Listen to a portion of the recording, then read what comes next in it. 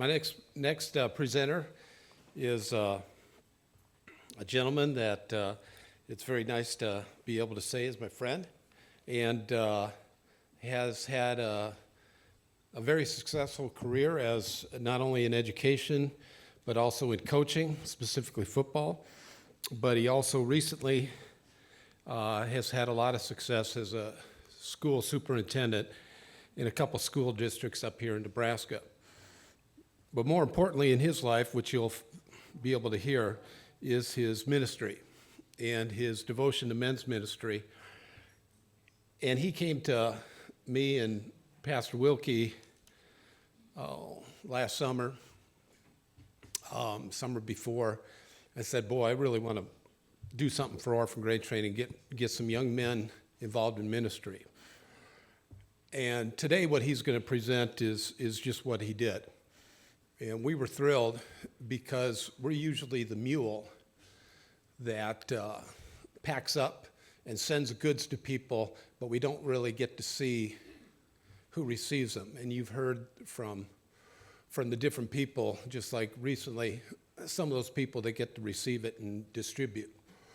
Well, on this, with what Bill has done, was take our first group of young people to actually do mission work in help and restoring a community in dire need, as well as sharing the gospel. So if you please welcome here Coach Mac, otherwise Bill McAllister, from West Point, Nebraska. Bill.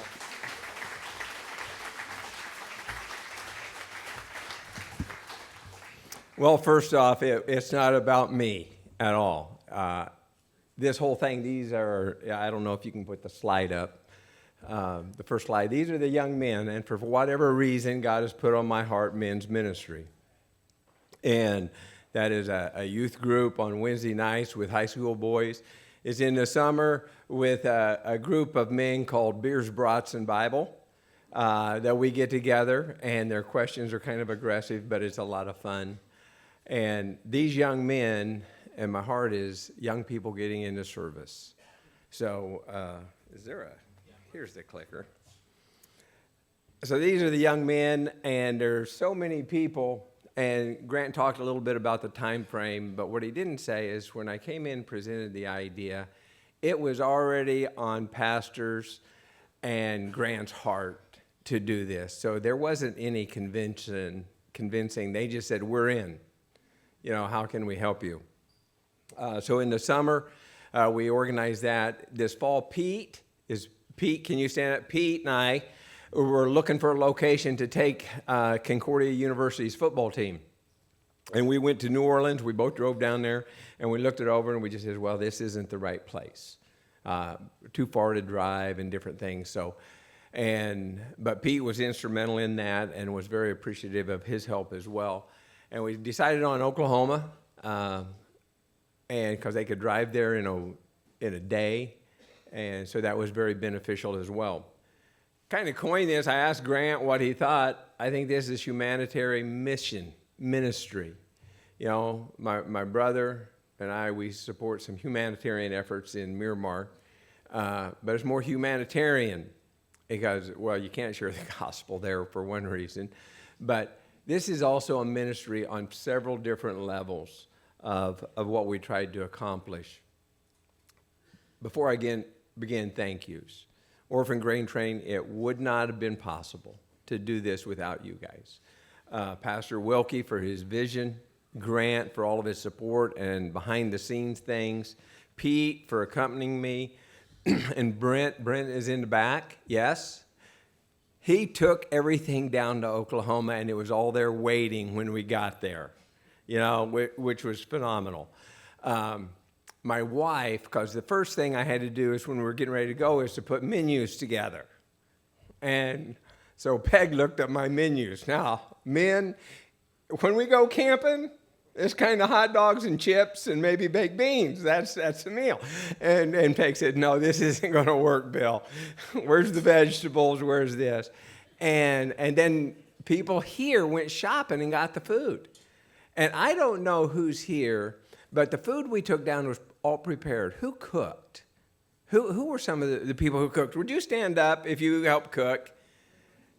Just stand up. And it may be, I know there were several of them, they might not be here, but this was amazing to go there and have the food. We just had to warm it up. Thank you so very much.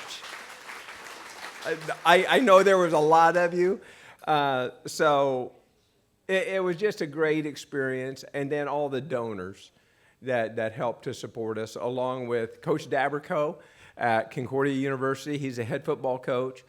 The assistant coaches that he brought, and Ken Dabrico, his father, is here. Ken, can you stand up? Ken is in the very back of the room. That's Pat's dad.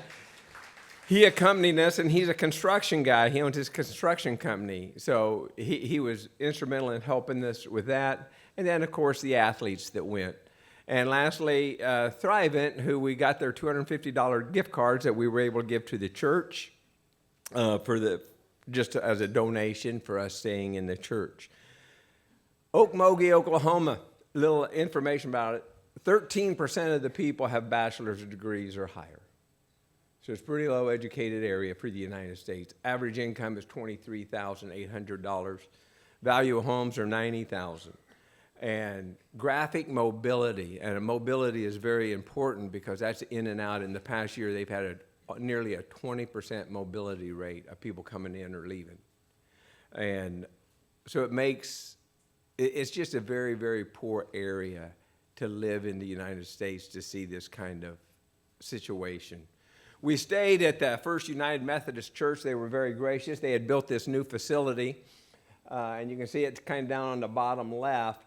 It was a big gym, and Orphan Grain Train provided for the mattresses, Arab mattresses that we blew up, and we all slept in there. But it was just such a great blessing there. And then who we aligned with was ROAD, Recovering Oklahoma After Disaster. This is all such a God thing, because we didn't have to take any tools, any equipment or anything. We just showed up. They had all the equipment, all the tools, and we began to be able to go to work. And Gary was just a great host. He came and introduced himself when we had a bowling night. He came and with the kids at the bowling, so it was just a great event.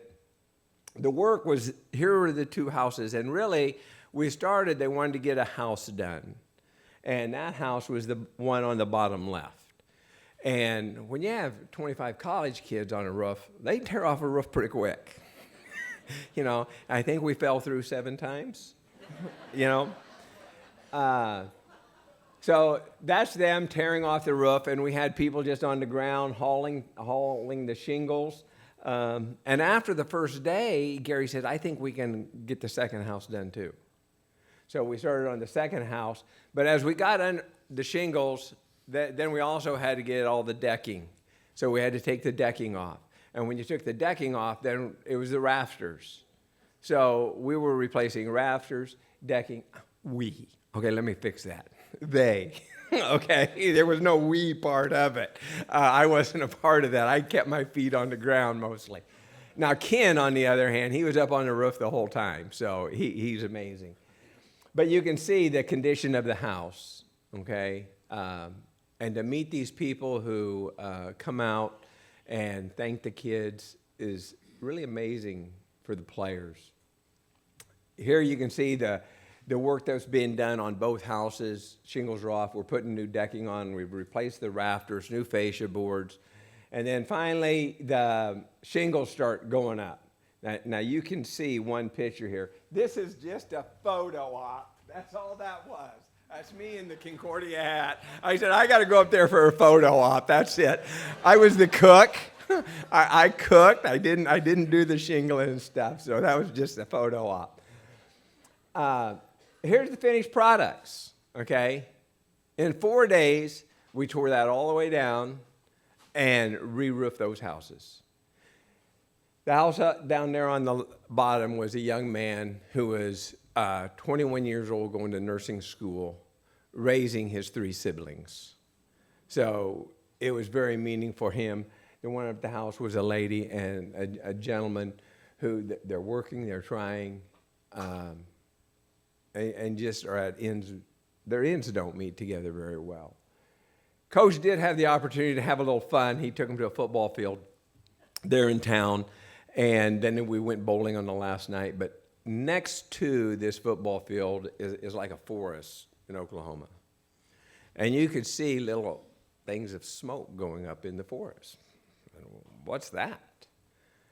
It was fireplaces or campfires. Hundreds of people live in the woods. Last year, 17 people died. They froze to death because it got so cold there in Oklahoma.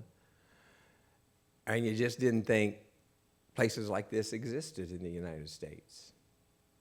And for the boys to see that, the athletes, was eye-opening. It was really eye-opening. The fellowship and the food, and I gotta tell you, if you're ever going on one of these trips, make sure Pastor Wilkie does the shopping for you, okay?